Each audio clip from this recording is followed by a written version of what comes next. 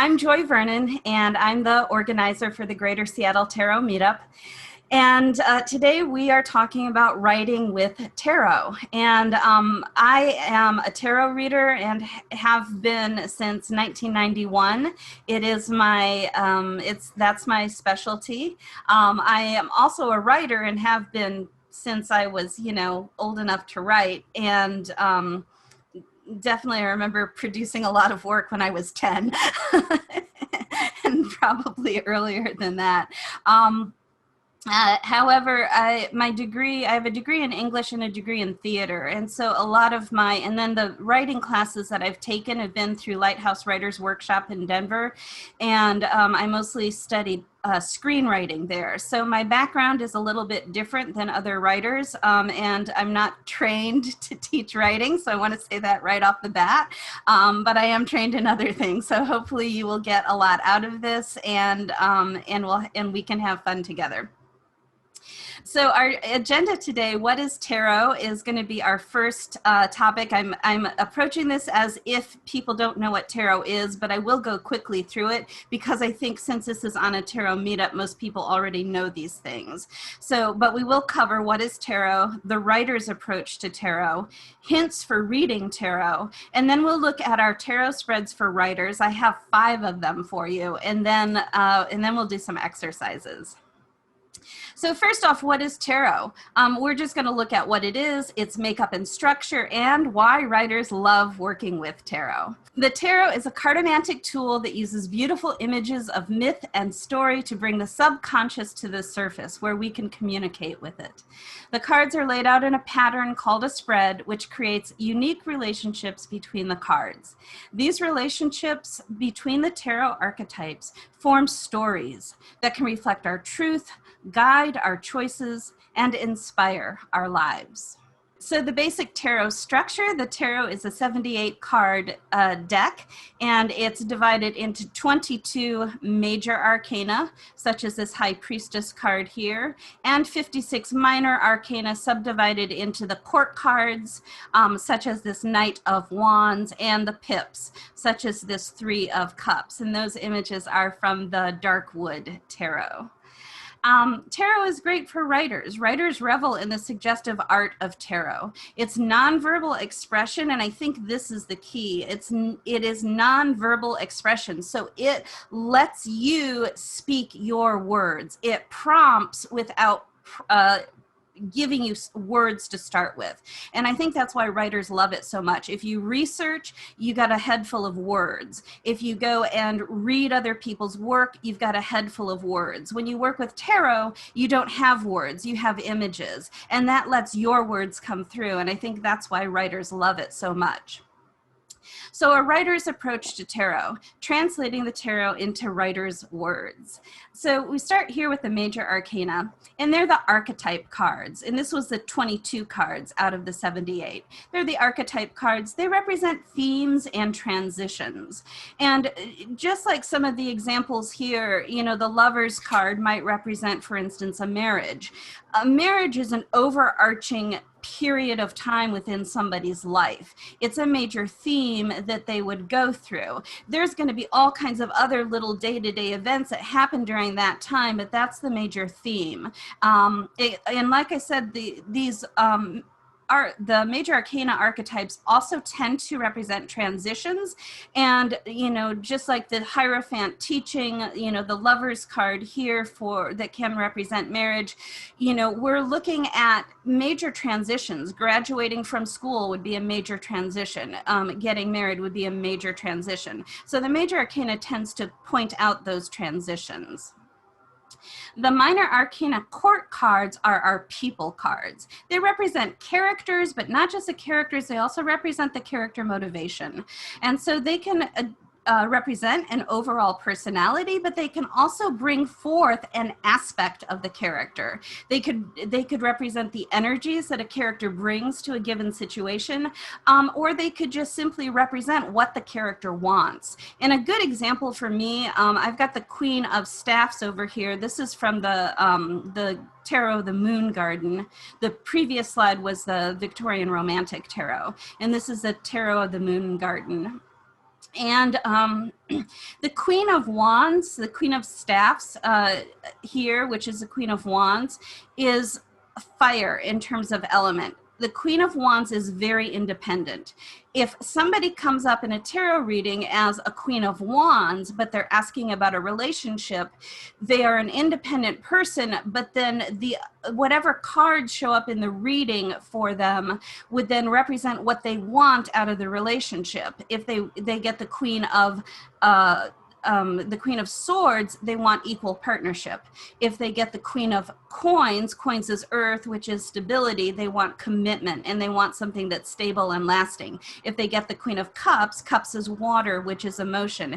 They want love. They want to be emotionally fulfilled and emotionally engaged with the person. If they want a relationship and still get the Queen of Wands, then what they're really looking for is a relationship that allows them to maintain their independence.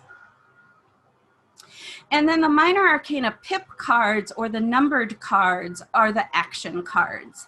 And they represent the character's actions and tactics. They show everyday situations according to the world of the deck.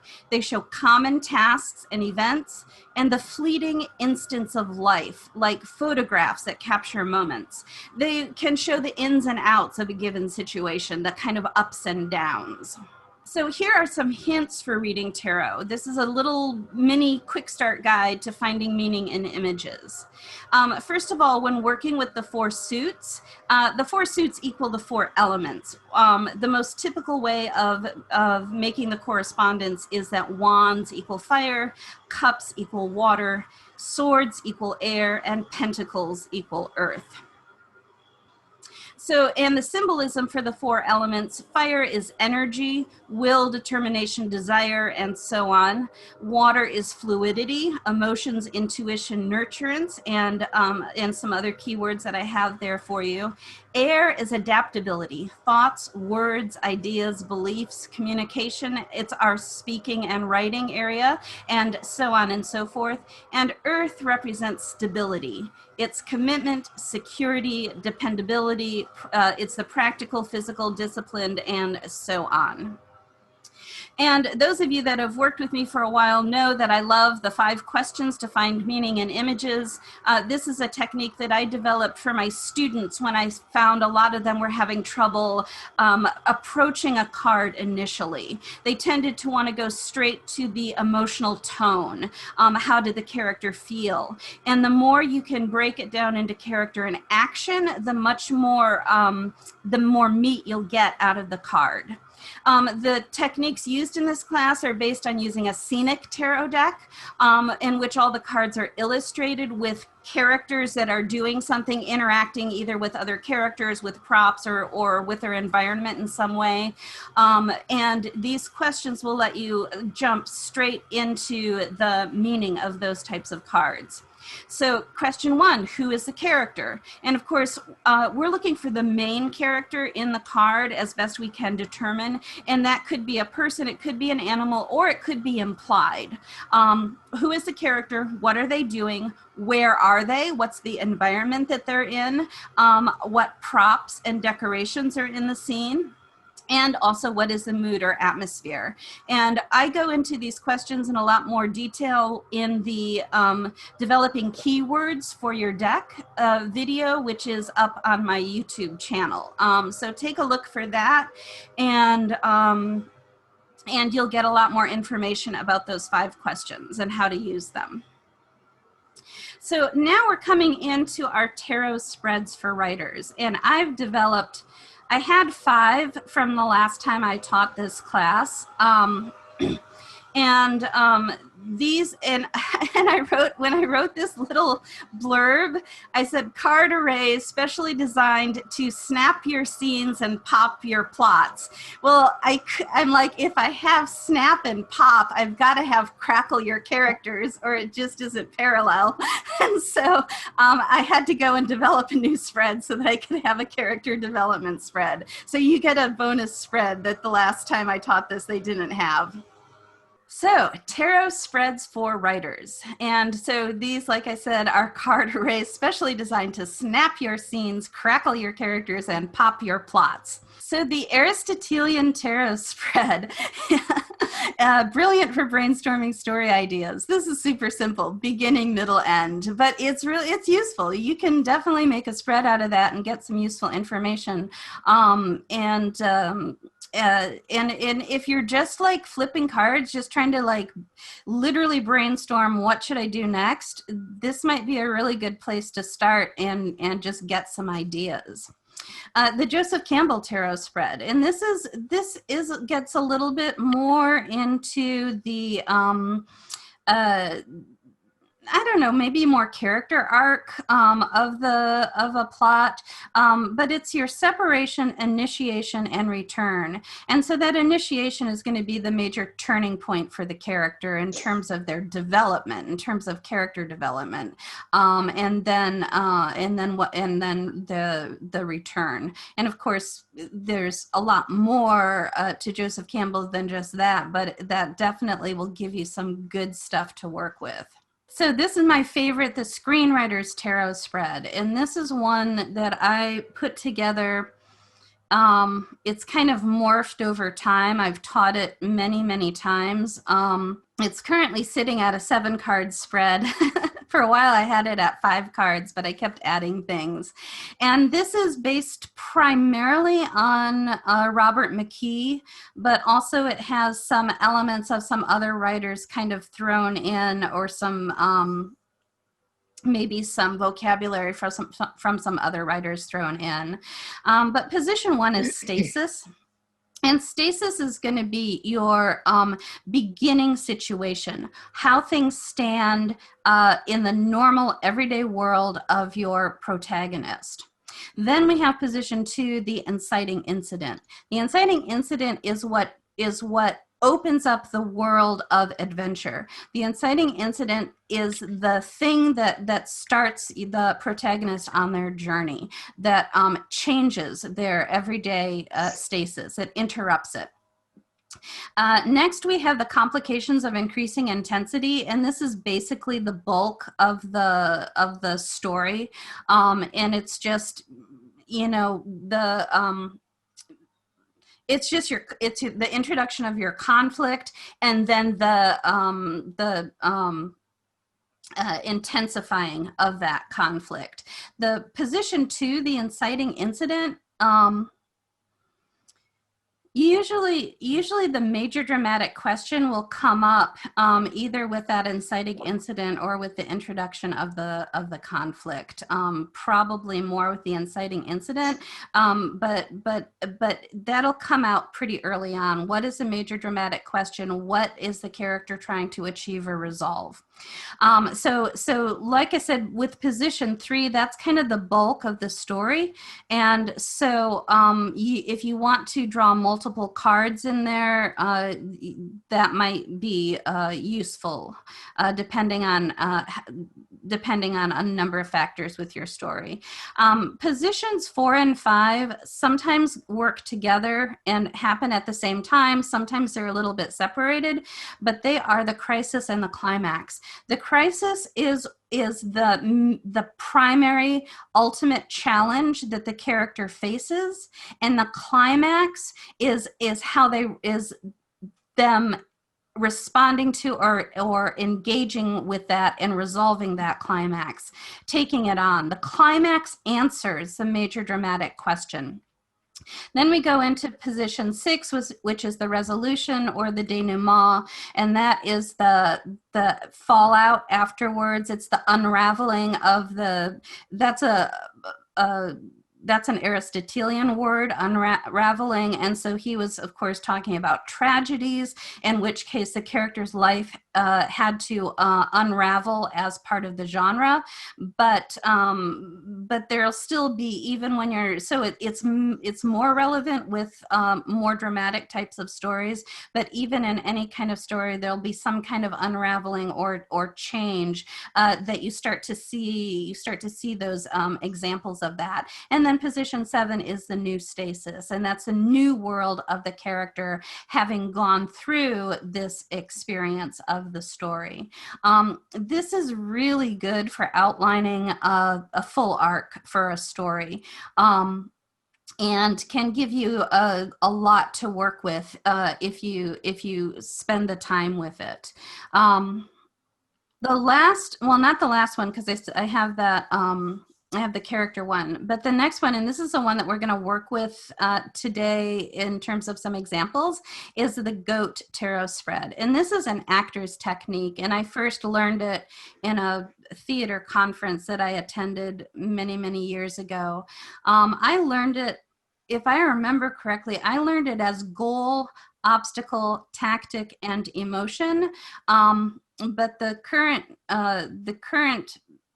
way of thinking for actors is not to ever play emotion, and now they're saying expectation. It's possible that I learned it correctly in the first place and just remembered it wrong, but at any rate, I have changed how I use this. I used to say emotion, and now I say expectation.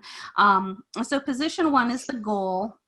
What do they want? Position 2 is the obstacle. What stands in the way of what they want? Position 3 is a tactic. What do they do to try to get around the obstacle to reach their goal? And then position 4 is the expectation. And of course, the expectation does play into emotional states, but it's much broader and has much more of a sense of their attitude and their confidence, I suppose, in terms of how are they approaching this? Are they approaching it with the expectation of winning? Are they approaching it with an expectation of winning this or winning that? Because maybe those things change, things like that. So this is a really good, I like this for just plotting individual scenes. It can be used for looking at the entire arc of the story, but I love it when you're getting into individual scenes and you can suss out all of the character motivations and the conflict, the climax, even within a particular scene. I guess maybe the right way to explain this is that coming from a theater background, an acting background, a directing background, coming from a screenwriting background, I'm much more plot oriented than fiction writers or novel writers. Novel writers tend to be much more character oriented. I think one thing that would help novel writers is looking a little bit more at their characters' objectives and tactics. And I learned all of that stuff in my theater degree when I was taking a writing workshop. I went through somebody's pages that they submitted, and I had time, which I didn't usually. I just went line by line and just everything. I put down everything that I had learned in school and kind of ripped her piece apart. I didn't, I wasn't trying to be mean or anything, but I kind of felt a little bad about it afterwards. It was like one of the last days of class or something when we handed it in, because I didn't see her again after that until I don't even know how long later it was that we bumped into each other, and she pulled over in her car and was like, "Oh my God, Joy." And I didn't even recognize her at first. And she's like, "I have got to thank you for all the notes you gave me on my script." And I was just like, whoa, okay, cool. She just said it was so helpful. So I just want to, I know that character is absolutely the most important thing for novel writers, but I just want to encourage you to maybe spend a little bit of time thinking like an actor or a playwright and see where it takes you. So that's my pitch for doing some of these things. But this technique right here, that'll pop your scenes, snap your scenes. This will up the drama in your scenes and really let you take them somewhere and find that turning point in every scene, which is what drives the story forward. So here's the planetary personality profile. It is stellar for psychoanalyzing your characters. And I just, when I realized I had to add some kind of character spread, you can see that character is not my main thing. I don't have a particular character profile that I use on a regular basis. So I thought of several different things that I could do, but they're not really mine. And then I was like, oh, I know what I'll do. We'll do a planetary one, and that'll tie in for my astrology students, and it's fun, and it'll work. It'll work really nicely, actually. But I encourage you, whatever, if you already have some kind of personality analysis or character analysis chart or process or personality profile that you use for developing your characters, I encourage you to use the one, whatever you're familiar with, and simply pull a card for each item. If you're getting stuck on thinking of ideas for it, just pull a card on each item and see where it takes you. But this one is simply the sun, who they are, their baseline personality, the moon, how they feel, it's their emotions. It's also their private self. So the moon is going to represent the part of them, the character that only comes out in more personal settings, more one-on-one situations at home with the very, very closest friends or family.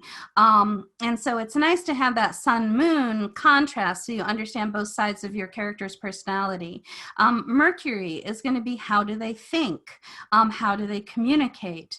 Venus, how do they love? What do they love? What is their aesthetic?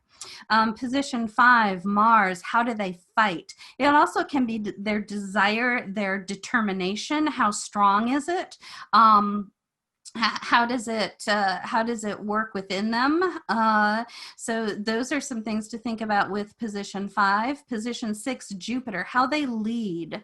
Position 7, Saturn, how they limit. And that can be how they limit themselves, how disciplined they are. It can be how they limit others in the scene. I've got a few more ideas in the notes handout. If you want to flip through that, I've got a few more ideas. But once you've got this basic spread down, of course, finding any keywords for the planets will help expand this for you. So I think this is a pretty good place to start. So now what I want to do is I want to first do an example, and then I would like to give us some time for some free writing. In the not the notes one, but in the slides handout, there's this page, which is and if you want, you could print just this one page if you've got a printer handy. But this is the note, I call them spreadsheets. But this is the spreadsheet for the GOAT tarot spread, the goal, obstacle, tactic, expectation. So if you want to kind of have that handy, might help you follow along, help you take notes. I want to get started with an example. I've got the new Darkwood Tarot. It came out not too long ago, a few months ago. And so I've got that for us to use for our example. First of all, I guess before we start though, I should ask, does anybody have any questions so far or any comments about the spreads? This is designed to give you a lot of take-home material that you can really use. And hopefully apply. Does anybody have any questions about it? Real fast, what's the GOTE tarot spread? What does that find out for us? Is that for the emotional crisis of the character? That's the one we're going to work with right now. So partly by doing it, you'll find out. But what it does is finds the direction for a scene, for a character. And so what I recommend, and this is also, there's a little bit more information in the notes, I think, than maybe what I'm always saying here. Definitely more information in the notes and in the slides, although I'm still pretty brief. But for the GOAT one, it's best done from the point of view of one character. And if you want to look at multiple characters in the scene, you would want to do a separate spread for each one of them.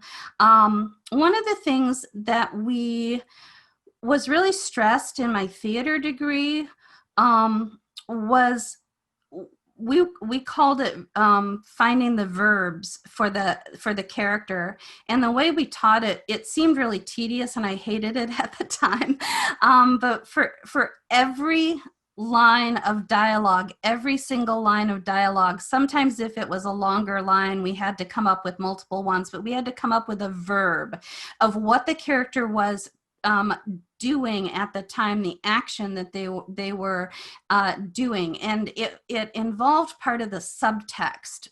So their words might be one thing, but the action and the of what they were trying to get, the reason they said something, that was what these verbs were supposed to say. So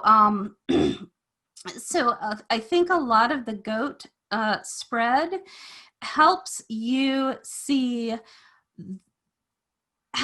only understand the subtext of the situation, but puts it in a more action-oriented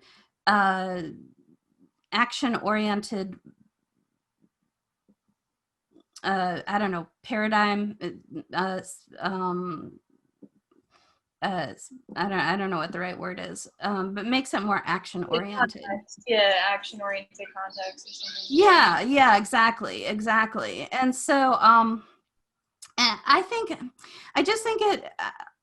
it really helps. So let's try it and see what you think. Does that give you a little more info? Yeah, okay, cool. Okay, so does anybody have a character? One of the things that I suggest in the notes is that, and on that slide in the slideshow, is that you choose a court card or a significator card. Could be a court card, could be something else, to represent the character. Does anybody, Andrea or anybody else, do you have a character that you want to look at, and we can look at a scene together?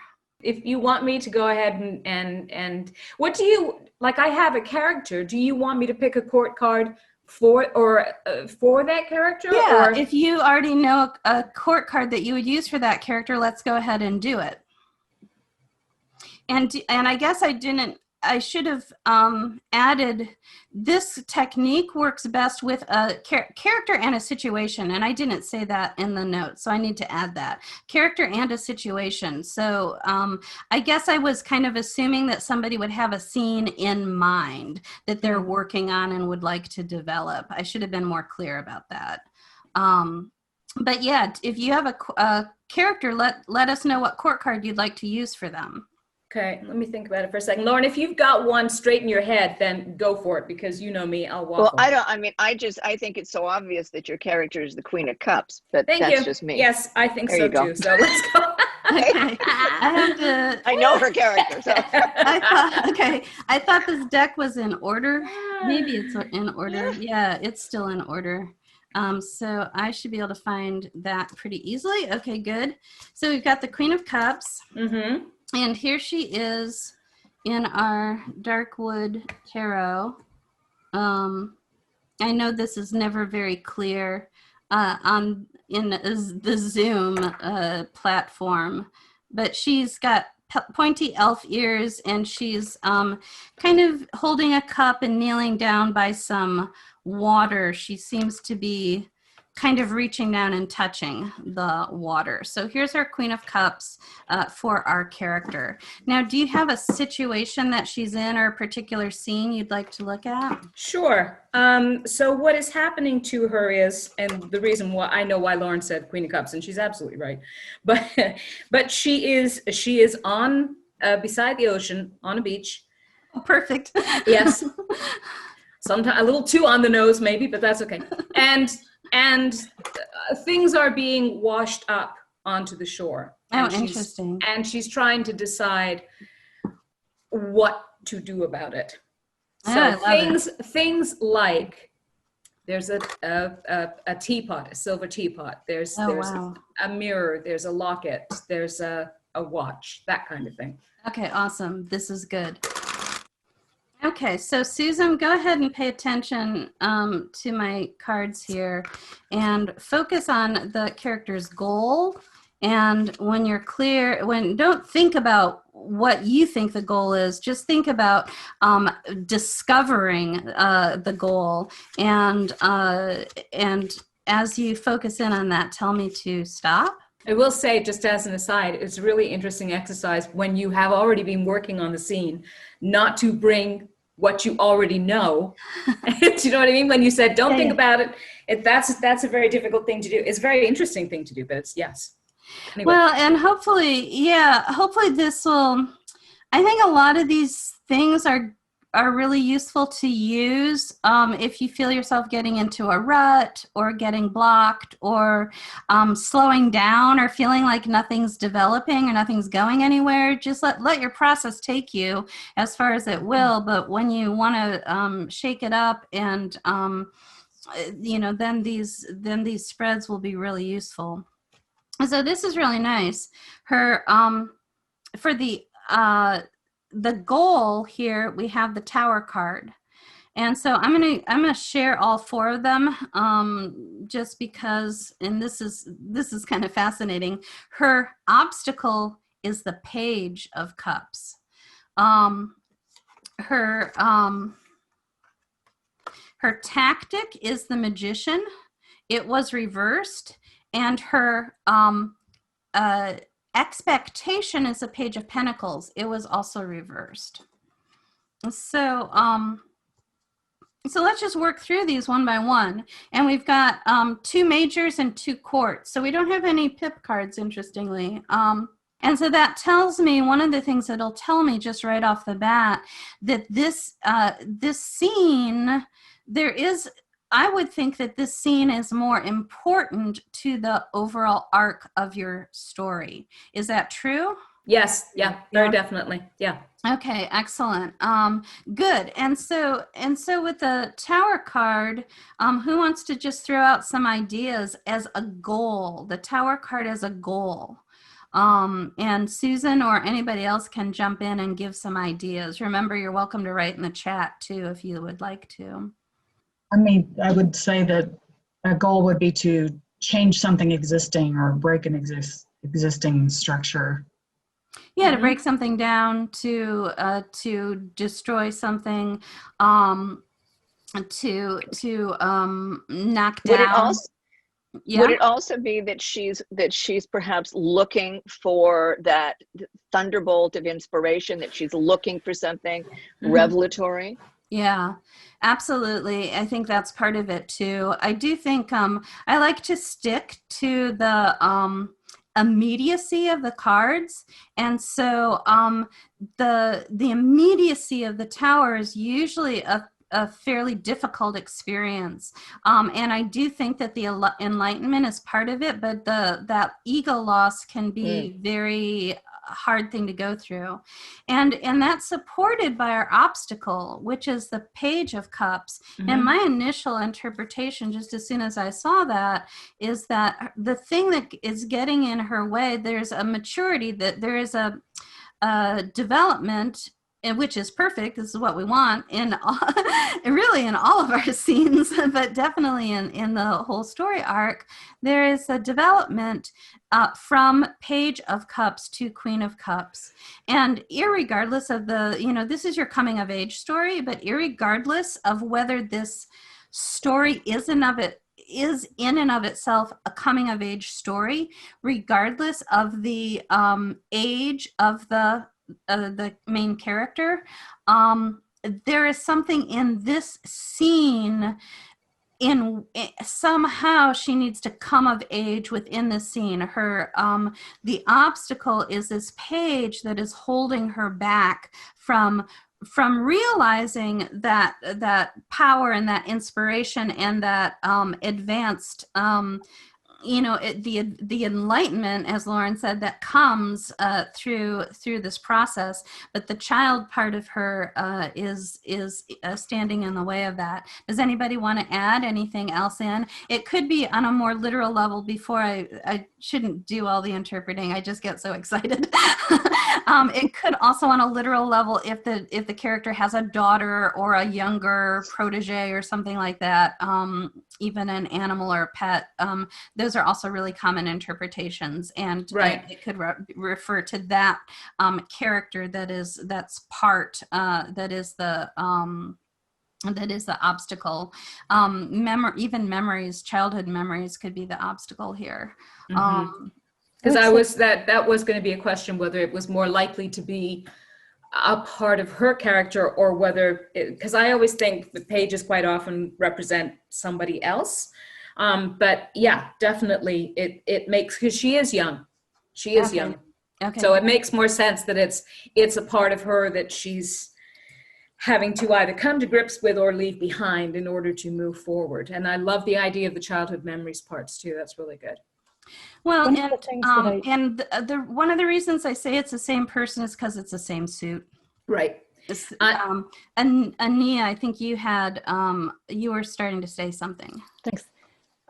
Yeah, I was just going to say that part of the having tower as a goal, as I would see it, would be that a goal is kind of conscious, but it seems to me then she wants to act in a way which is like devil may care what the consequences are. Break this down without thinking forward in terms of how it would affect things. The main thing is that it's just what was there is gone.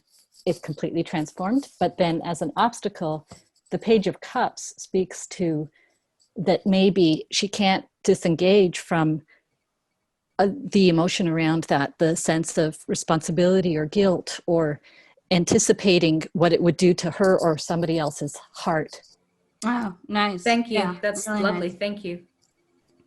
I was relating to the tower in a similar way as you, Joy, about the immediacy and the event of the tower rather than the enlightenment afterwards. And because the character is at a beach, and I had just had a conversation with a friend of mine in Maine who was talking about a shark attack recently right off the coast of Maine, and actually a woman was killed. And I got to thinking about the tower is kind of a shark attack. It's so unexpected, and the first thing that happens is generally trauma. It's not necessarily a psychological evolvement yet, but it's that immediate experience of the tower.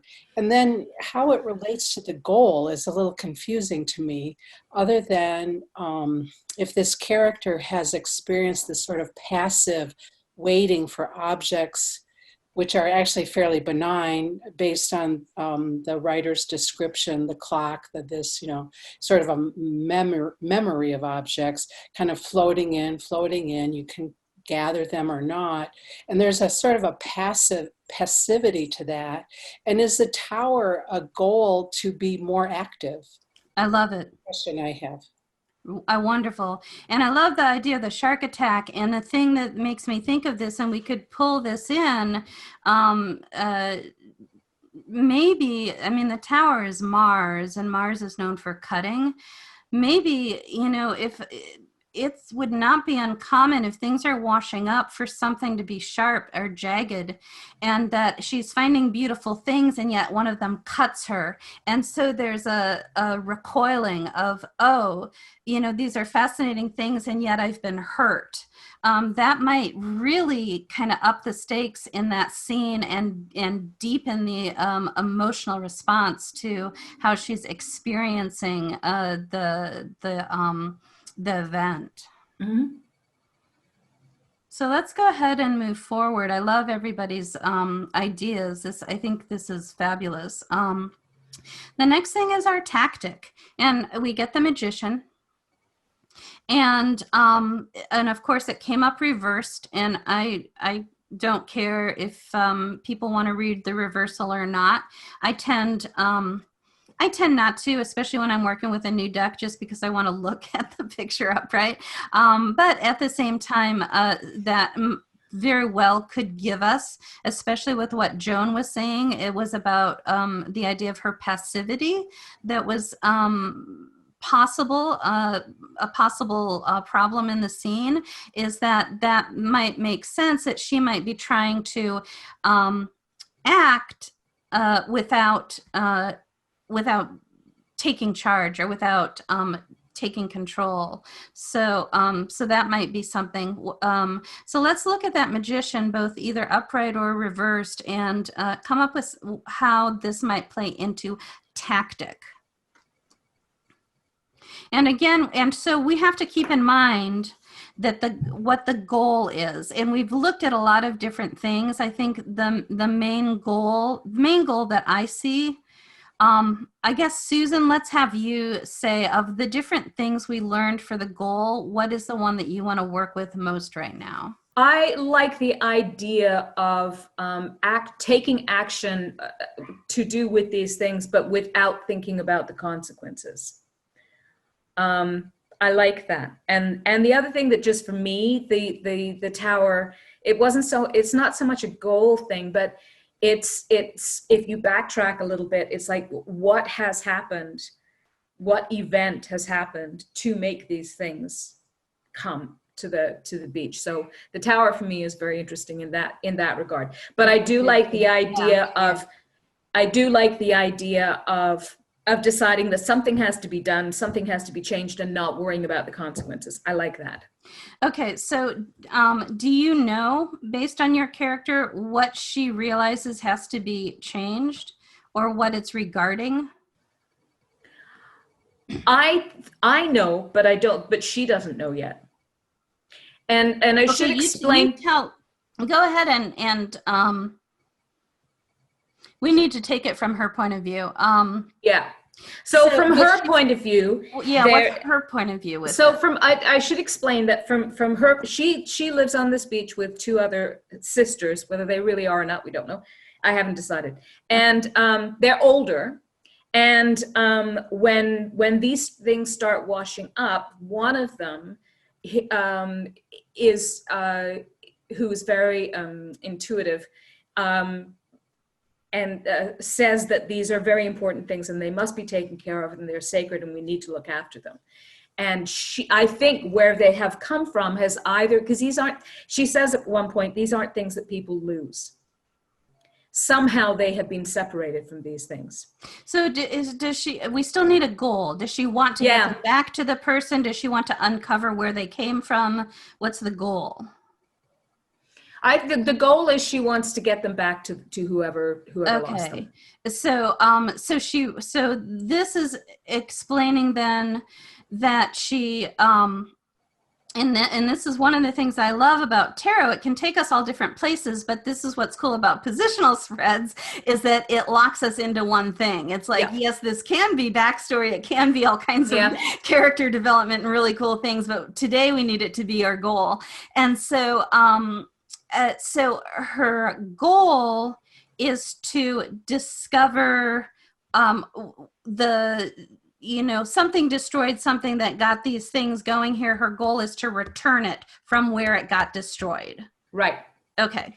And so now we need some tactics. How is she going to do that? How is she going to solve the mystery? How is she going to get those things there? So people, and I open this up to anybody now, go ahead and brainstorm some magician, either upright or reversed, ideas regarding how she's going to try to achieve that goal of getting those items back to the original owners.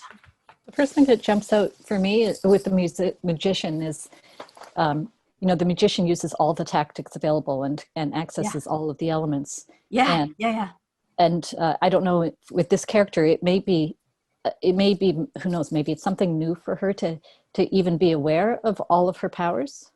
I love it. Ooh, nice. Ooh, I got chills on that one. I love it too. Like, so much fun. Susan, I hope you're taking copious notes. I am.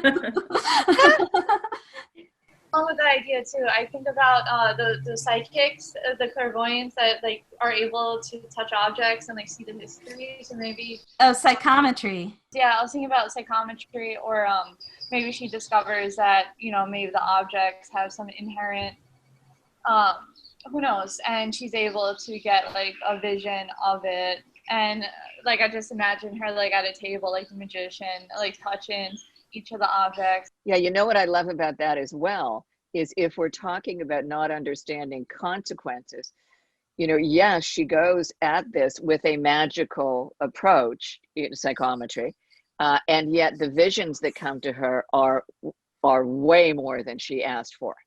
Yeah. Right. And yeah. And I love how Andrea tied that into the actual scene, the environment of the card. That our Queen of Cups sits at a table looking at the objects and doing her magic with them. So really, really nice interpretation. Anybody else have? What time is it? Like, let's just go on. That was awesome. Let's just go on. Yeah, it's great. So then our final card is her expectation. And so we've got our Page of Pentacles. This one was also reversed. And so feel free to interpret upright or reversed as you see fit. There's not a lot of details. This card is light on details and heavy on mood and atmosphere. She is holding the coins in this deck are apple slices. Cut crosswise to see the pentacle shape of the seeds. And so she's standing there. It's a Page of Pentacles. She's standing there holding the coin up and looking at it. No detail to the background as far as I can determine. Yeah, that's a card usually about gaining knowledge and study, isn't it? Somebody who's very quite frequently studious. It's read that way. That's interesting. Some kind of research. Also you know what might be interesting? Remember, and this spread doesn't break this down, but this is it because this is not from the the author's point of view. It's from the character's point of view. So her expectation might be that she needs to research, she needs to study, she needs to look things up, and what we know from her actual tactic that she ends up using is that it tends to end up being much more intuitive.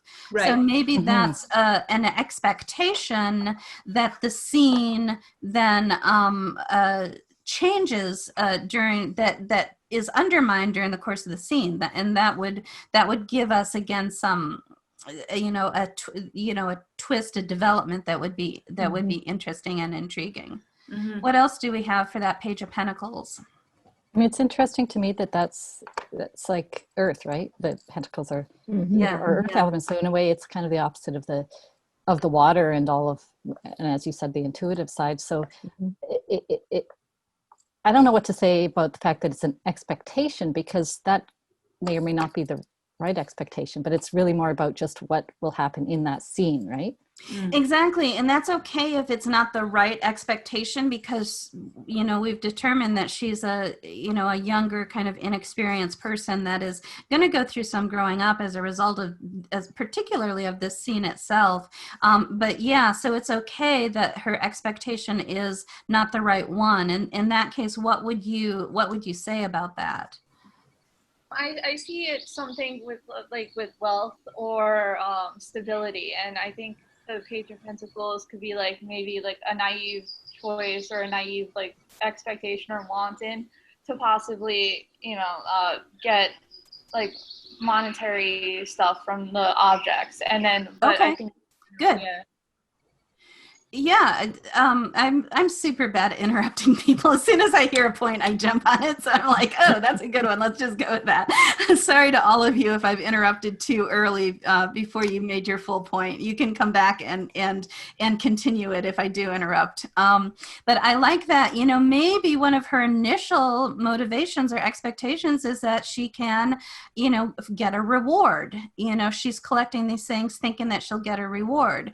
Again, having immature expectation can drive the character development.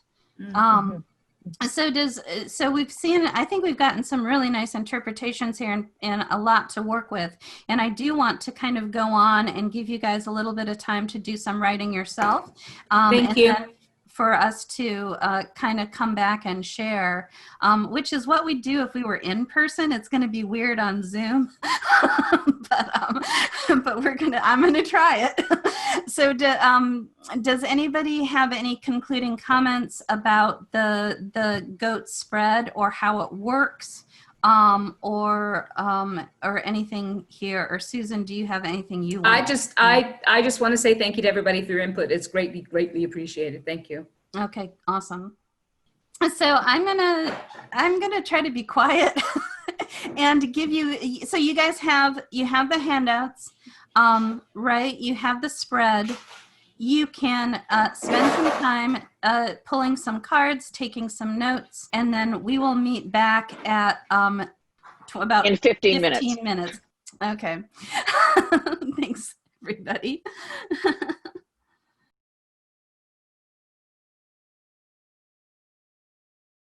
Okay, hopefully everybody is back. Who wants to, how did you guys like it?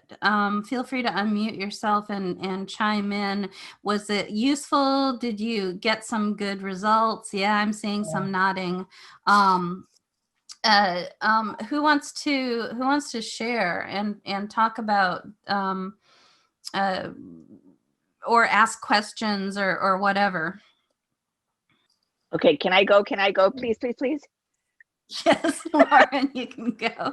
So I messaged privately to Joy, but it was hilariously on point, and yet it gave me something I didn't know I had. This novel I'm writing is about a woman who has suffered an unfathomable loss, and feels profoundly guilty about it.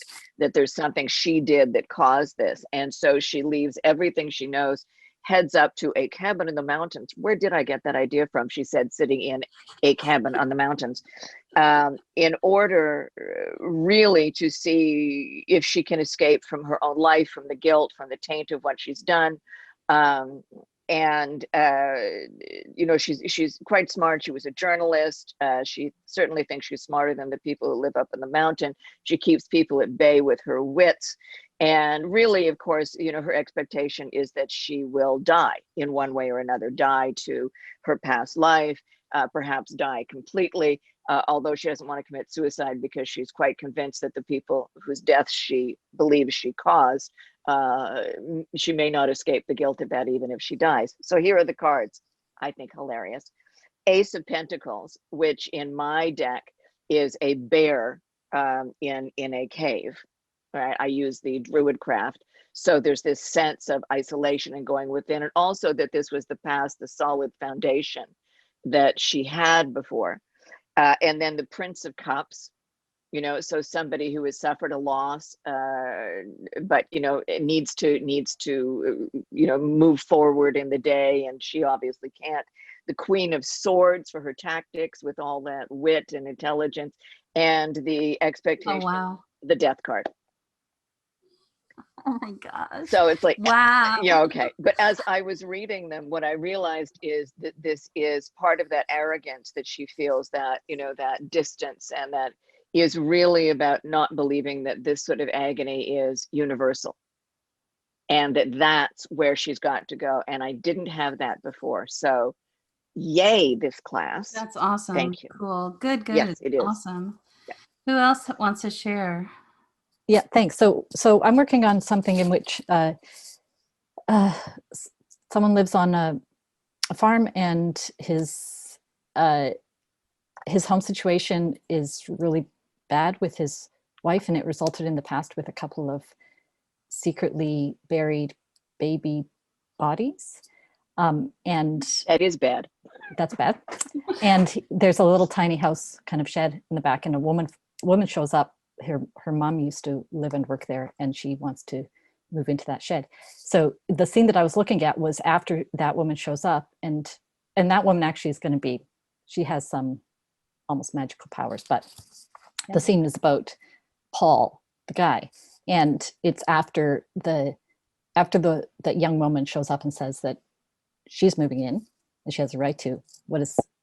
He has to make the decision. So the cards that I pulled were the goal, strength, obstacle, death, tactic, 9 of Pentacles, and expectation, devil. And I really felt like this illuminated things for me so much. The goal, why would he allow her to be there? She thinks she's justified, but I felt that he actually the strength was reversed.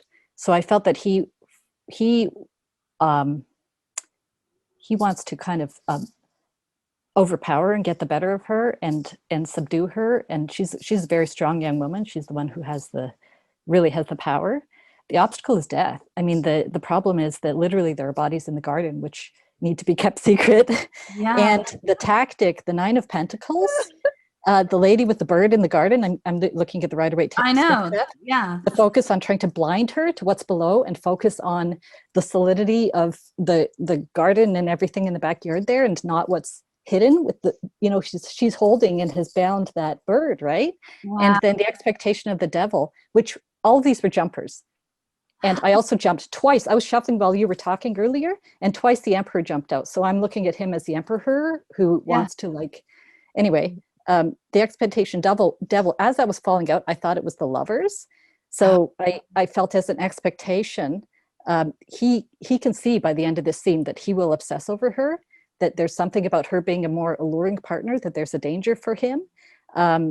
He knows it would be bad for him, that it's kind of like a perversion of his sense of power, but that he will say yes.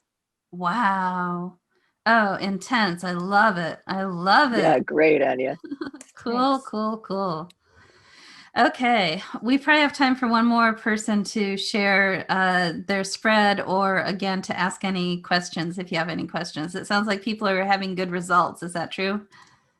Absolutely. Yeah, I really do. I absolutely agree. Like I've had writing courses, I've taught writing courses, I've had traditional writing teachers, and I don't really want any of that. I want something that is unique and useful, which this is.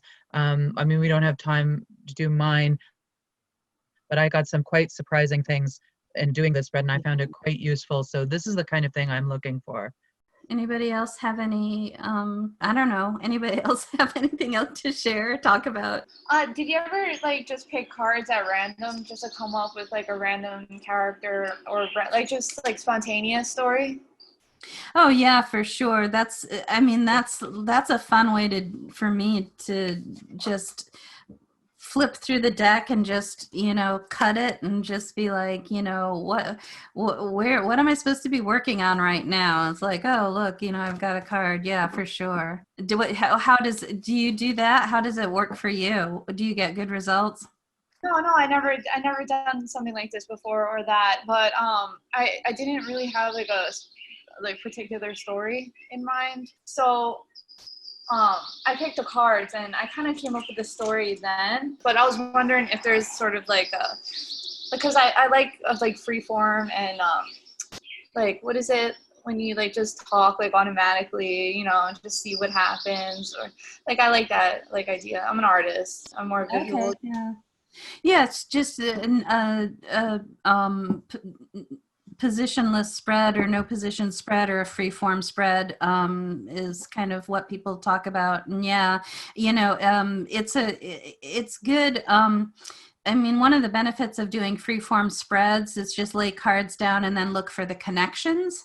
And so the positions don't define what's going on in the spread. It's the connections that give the structure to the spread. So yeah, that's a really good way to do it, especially if you're an artist and more visual. That would be a great way to lay something out and just get some ideas. For those of you that do like the more positional things, the Aristotelian and the Joseph Campbell spreads are really good for just noodling and jotting down ideas, and you could they're 3-card spreads, so you can do half a dozen of them, just repeat it over and over and just brainstorm ideas until something starts to gel. Joy, I was just wondering, could you just maybe say a little bit more about that finding the verbs thing as it relates to the goat spread? Yeah, because I've never done screenwriting, and figuring out what actually happens, what actions need to be taken, is really my struggle when it comes to writing. Well, and I learned, first of all, like I said, this is what my theater degree that's what they drilled into us in my theater degree, both from the director's point of view. I had to go through a script and literally put a verb on every single line of dialogue. It was so tedious. But then after getting that degree is when I discovered Robert McKee, and his book Story. I think absolutely everybody should read. Every writer should read. Anybody that tells any story for any reason should read Story by Robert McKee. It's brilliant, and it turns out a lot of the things they were teaching me in college, even though nobody ever mentioned that book or had us buy it or read it, a lot of the stuff we were getting, they were teaching, was actually very similar to what he teaches. And so just the idea is, I'm trying to think of an example.